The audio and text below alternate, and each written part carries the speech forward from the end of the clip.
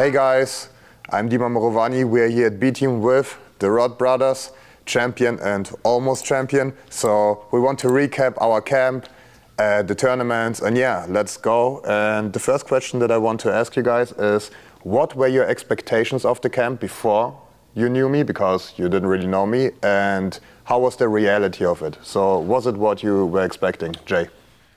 I guess I didn't really know what to expect from the camp, but I am definitely happy with the results. I was happy throughout the entire camp. You know, it's good to have someone there fucking watching over us and kind of pushing us. So you did your job well.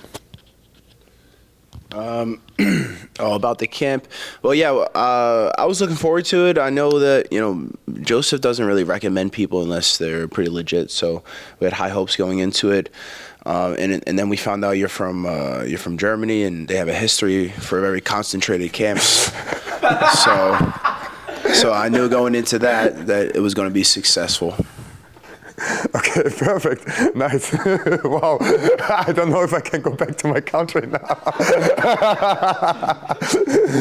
Okay.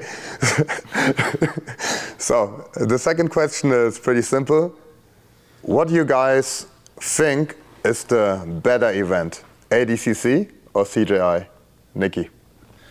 Well, all I know is that when I went to ADCC, I took hundreds and hundreds of pictures with people there, and most of them went to both shows, and all of them that I asked said that CGI was substantially more fun, more entertaining, more exciting, and just overall a better event. And I think a lot of that, besides the shenanigans of like the entertainment aspect of Craig Jones and whatnot, I think a lot of that has to do with the stylistic matchups, the walls, eliminating the out of bounds and resets so it keeps the action flowing, and then only having one match going at a time, so everyone's eyes are on one match. When you go to ADCC, you have to constantly scan back and forth. There's 3 super fights going on, and it's like you kind of have to pick which one to pay attention to. Then you hear a big slam or something, or people yell on the other side, and you lose. It takes attention away from this match, and you focus over there. So, and everyone that I spoke to, they said CGI was by far the better event.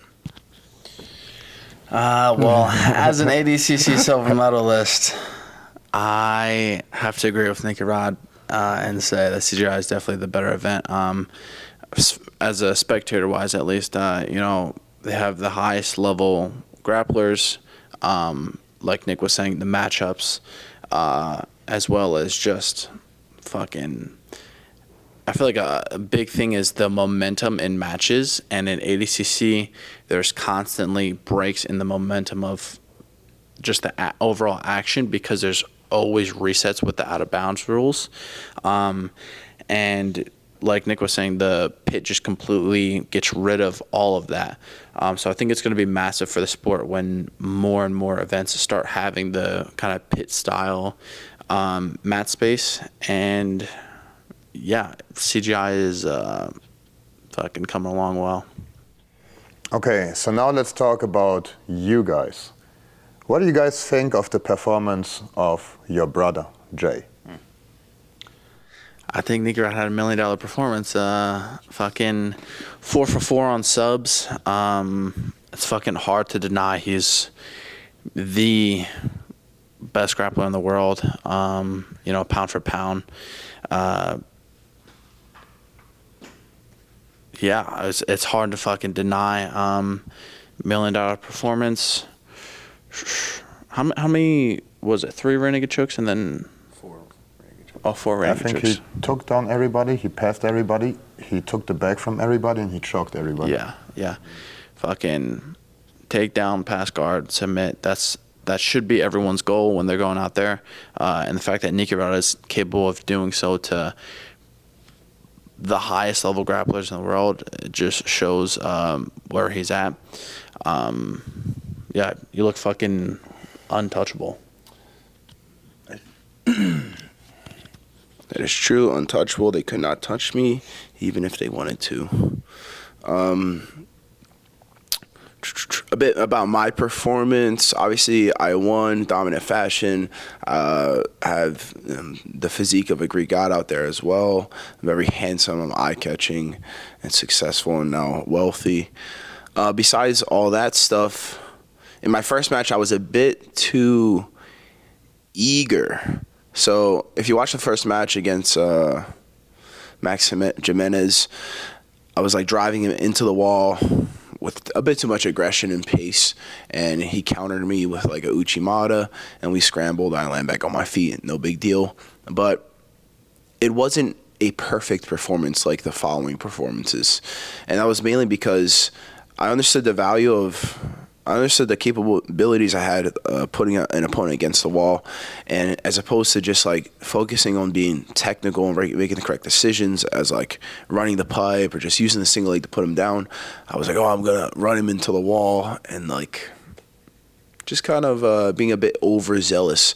So once the second round came and I kind of scratched that itch, I was much more calm, thinking clear and concise, and making better decisions. And all the other matches went a lot more smoothly, with more dominance.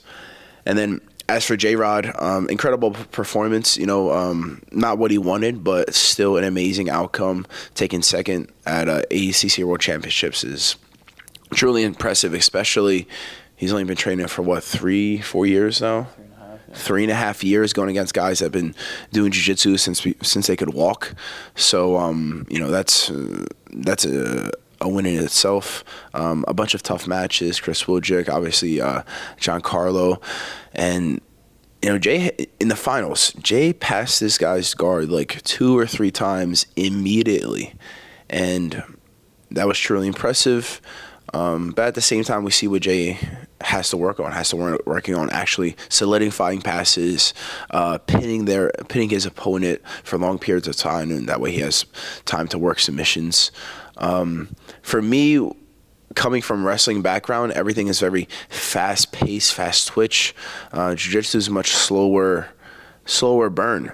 So it takes a while to make that adjustment, and you know, Jay's finding his stride nowadays. Now he can make some serious money. He's a ADCC silver medalist. He can get paid, and that's really what it's about. It's about being the best version of yourself and making tons of money along the way. Nice. Okay, I have 2 more questions. The first question is for Jay, and the second is for both of you. Jay, what should Nicky Rod buy you with the $1 million? Well, my car actually just got broken into, so a new window would be great. Yeah, we woke up this morning to shattered back window. So a window. They didn't take anything. They didn't take it. I don't leave anything in the truck. It was probably Chris Wojcik. Okay, and the last question for you guys. If you have the choice between Craig being here and me being here, who do you pick? Oh, you. For sure. Fuck Craig, right? Yeah, fuck Craig. Yeah, I definitely choose Dima to run the classes and you know, help us succeed. Craig doesn't even train with me when he's here, so it doesn't matter. It would have been, Craig actually lied to me. Mr. Craig Jones, you lied to me. He said, hey, I'll be there the first week of July. See you soon, buddy. Never showed up. And then I think a couple weeks later, he messaged me, I'm coming, I'm on my way. Still never came. But it's all right. I got to see him in Vegas, say what's up. He gave me $1 million check, or I guess Seth did. But beautiful event. Craig is more rich and famous now than ever before, when he was competing in jiu-jitsu constantly. So, like, I mean, you can't hate the guy. He's making incredible content. Has the best, not only just jiu-jitsu content, but some of the best content and trolls on the internet right now. Is absolutely amazing. And yeah, we love you, Craig Jones. Stay safe out there. Come back home whenever you want. Hell yeah. Peace. So if you like this video, actually like it, subscribe to the B Team channel, rewatch the CJI events for free. Buy the merch, do everything possible to support us, and we support you with entertainment. Thank you, Nicky Rod. Thank you, Nicky Rod Jr. Os.